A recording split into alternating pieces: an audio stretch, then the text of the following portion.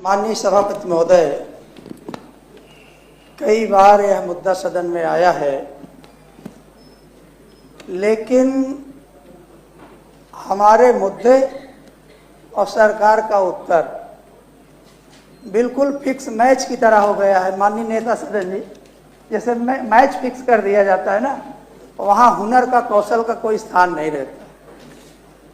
इस देश में ही नहीं बल्कि पूरे विश्व में जो गुरु का दर्जा है, शायद उससे ऊपर किसी दर्जे को रखा नहीं गया है। और इसलिए कहा भी गया है कि यह तन विष के बेल रे और गुरु अमृत की खान, और शीश चढ़ाए गुरु मिले तो भी सस्ता जान। यानी कि अगर अपना सर में चढ़ा दूं और तब भी अगर मुझे गुरु की प्राप्ति हो जाती है तो उस सौदे को भी सस्ता माना गया है। लेकिन अब चूंकि नेता सदन की कुर्सी थोड़ा बदल गई है, एक प्रचलित डायलॉग है कि ये समाजवादी पार्टी का पाप है, उनका फिक्स डायलॉग। संयोग से कुर्सी बदल गई, नहीं तो आज मैं उसी पाप को बताने के लिए खड़ा हुआ था। माननीय अध्यक्ष सभापति महोदय, माननीय सभापति महोदय,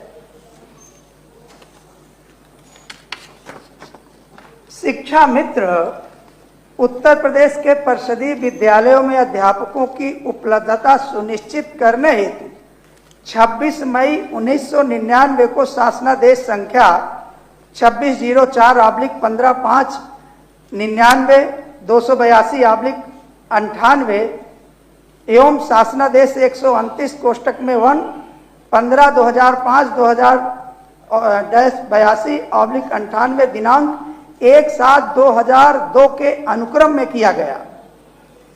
माननीय सभापति महोदय, अभी माननीय मंत्री जी का एक उत्तर आया था कि शिक्षा मित्र का और अध्यापकों का काम अलग अलग। ये बड़ी हास्यास्पद स्थिति है कि अध्यापकों के काम के लिए शिक्षा मित्रों की नियुक्ति की गई थी। और मुझे यह बताने में बड़ा फक्र हो रहा है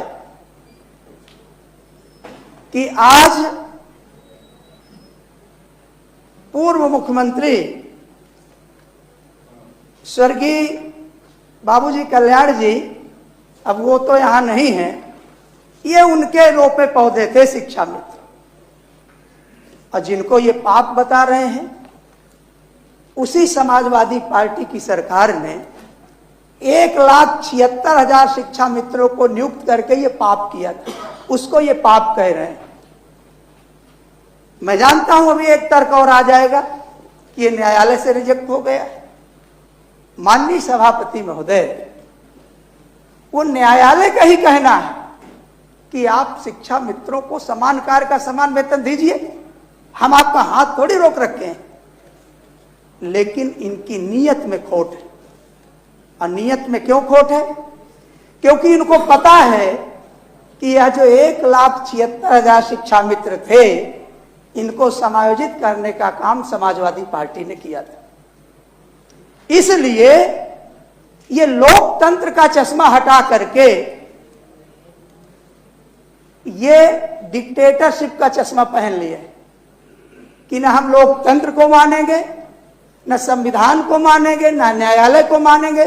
हम शिक्षा मित्रों की बात कहिए ना। अरे माननीय सभापति महोदय, ये किसकी बात कर रहा हूं? क्या कह रहे हैं? ये शिक्षा मित्र की बात ऐसा कहेंगे। मैं माननीय सभापति महोदय, आपका संरक्षण चाहता हूं। इतना बड़ा संवेदनशील मुद्दा मुझे लगता है दूसरा नहीं होगा। अपनी सूचना। और माननीय सभापति महोदय, आज वह शिक्षा मित्र या खून से चिट्ठी लिख करके आत्महत्या कर रहे हैं, या खून से वह गुरु जो भगवान का दर्जा प्राप्त किए हुए, मैं पीठ का ध्यान आकृष्ट करना चाहूंगा कि ये खून से लेटर लिख करके और वो आत्महत्या कर। अब इससे ज्यादा और मेरे पास शब्द नहीं उनकी पीड़ा को रखने के लिए। माननीय सभापति महोदय, एक शिक्षा मित्र थे कौशल कुमार सिंह शिक्षा मित्र प्राथमिक विद्यालय मिर्जापुर बेला में कार्यरत हैं। इन्होंने कहा अपनी वेदना को व्यक्त करते हुए कि मैं आज, जो सुसाइड नोट है इसका, शिक्षा मित्र का, कि मैं आज योगी मोदी की दोहरी नीति से तंग आकर आत्महत्या कर रहा हूं, क्योंकि अब मानदेय 10,000 रुपए में अपने परिवार का मैं पालन पोषण करने में सक्षम नहीं हो पा रहा। माननीय सभापति महोदय, इसके आगे की बात वो और हास्यास्पद है। माननीय सभापति महोदय, सरकार के द्वारा समय समय पर जो एक्सरसाइज की गई है शिक्षा मित्रों को छलने के लिए, उन्हें गुमराह करने के लिए, 20/8/2018 को माननीय दिनेश चंद्र शर्मा उप मुख्यमंत्री जी की अध्यक्षता में संगठन से बैठक हुई। 12/1/2023 को महानिदेशक एवं सचिव बेसिक शिक्षा के साथ बैठक हुई। 18/10/2023 को लिखित आश्वासन देकर शिक्षा मित्रों का आंदोलन समाप्त करा दिया गया। 14/11/2023 को निदेशक बेसिक शिक्षा की अध्यक्षता में कमेटी बनी। 14/1/2024 को कमेटी के साथ संगठन की बैठक की जाती है। 5/9/2024 को मुख्यमंत्री जी के निजी सचिव के आश्वासन के बाद धरने को समाप्त कर दिया जाता है। 16/10/2024 को मुख्यमंत्री फिर संगठन की वार्ता के लिए बुलाते हैं। अब माननीय सभापति महोदय, इसके बाद रिजल्ट क्या निकलता है? शून्य। आज माननीय सभापति महोदय, ये मेरे पास पूरी बुकलेट है, पूरी बुकलेट, जिसमें हजारों शिक्षा मित्रों ने आत्महत्या कर ली। माननीय सभापति महोदय, आज सरकार यदि चाहती तो एक भी शिक्षा मित्र आत्महत्या न करने पाता। या तो हमने सुना है कि अगर कोई वकील 10 साल तक हाई कोर्ट में प्रैक्टिस करता है तो उसको जज बनने की योग्यता हासिल हो जाती है, लेकिन वह बेचारा शिक्षा मित्र जो अपने गांव का मेधावी था, टॉपर था, जब उसका चयन किया गया, जब अध्यापकों की कमी थी, तो अपना पूरा जीवन दांव में लगा करके उन नन्हे मुन्ने बच्चों को पढ़ाने का काम किया।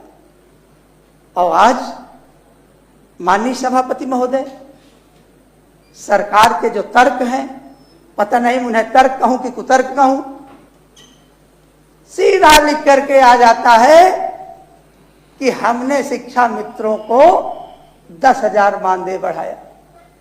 अरे भाई, 35-40 हजार से जो व्यक्ति 10,000 में आ जाएगा, वो आत्महत्या नहीं करेगा तो क्या उत्सव मनाएगा?